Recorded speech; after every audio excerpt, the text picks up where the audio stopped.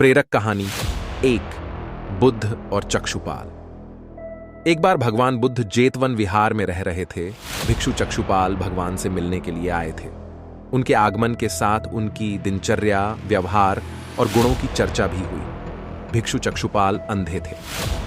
एक दिन विहार के कुछ भिक्षुओं ने कुछ मरे हुए कीड़ों को चक्षुपाल की कुटी के बाहर पाया और उन्होंने चक्षुपाल की निंदा करनी शुरू कर दी कि उन्होंने इन जीवित प्राणियों की हत्या की। भगवान बुद्ध ने निंदा कर रहे उन भिक्षुओं को बुलाया और पूछा कि क्या तुमने भिक्षु को कीड़े मारते हुए देखा है?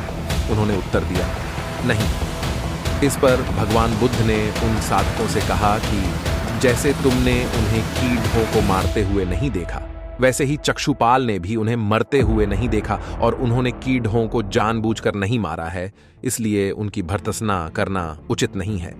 भिक्षुओं ने इसके बाद पूछा कि चक्षुपाल अंधे क्यों हैं? उन्होंने इस जन्म में अथवा पिछले जन्म में क्या पाप किए?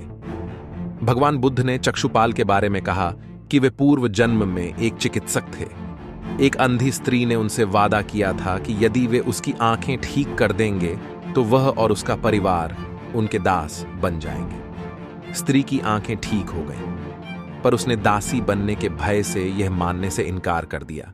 चिकित्सक को तो पता था कि उस स्त्री की आंखें ठीक हो गई हैं, वह झूठ बोल रही है। उसे सबक सिखाने के लिए या बदला लेने के लिए चक्षुपाल ने दूसरी दवा दी। उस दवा से महिला फिर अंधी हो गई। वह कितना ही रोई पीटी, लेकिन चक्षुपाल जरा भी नहीं पसीजा। इस पाप के फलस्वरूप अगले जन्म में चिकित्सक को अंधा बनना पड़ा।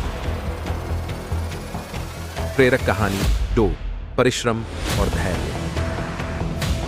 एक बार भगवान बुद्ध अपने अनुयायियों के साथ किसी गांव में उपदेश देने जा रहे थे। उस गांव से पूर्व ही मार्ग में उन लोगों को जगह जगह बहुत सारे गड्ढे खुदे हुए थे। बुद्ध के एक शिष्य ने उन गड्ढों को देखकर जिज्ञासा प्रकट की, आखिर इस तरह गड्ढे का खुदे होने का तात्पर्य क्या है?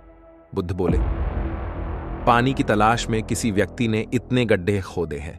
यदि वह धैर्यपूर्वक एक ही स्थान पर गड्ढे खोदता तो उसे पानी अवश्य मिल जाता, पर वह थोड़ी देर गड्ढा खोदता और पानी न मिलने पर दूसरा गड्ढा खोदना शुरू कर देता। व्यक्ति को परिश्रम करने के साथ धैर्य भी रखना चाहिए।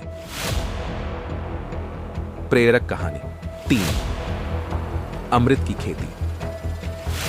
एक बार भगवान बुद्ध भिक्षा के लिए एक किसान के यहां पहुंचे। तथागत को भिक्षा के लिए आया देखकर किसान उपेक्षा से बोला, श्रमण, मैं हल जोतता हूं और तब खाता हूं। तुम्हें भी हल जोतना और बीज बोना चाहिए और तब खाना खाना चाहिए। बुद्ध ने कहा, महाराज, मैं भी खेती ही करता हूं। इस पर किसान को जिज्ञासा हुई और वह बोला, मैं न तो तुम्हारे पास हल देखता हूं, न बैल और ना ही खेती का स्थल। तब आप कैसे कहते हैं कि आप भी खेती ही करते हो? आप कृपया अपनी खेती के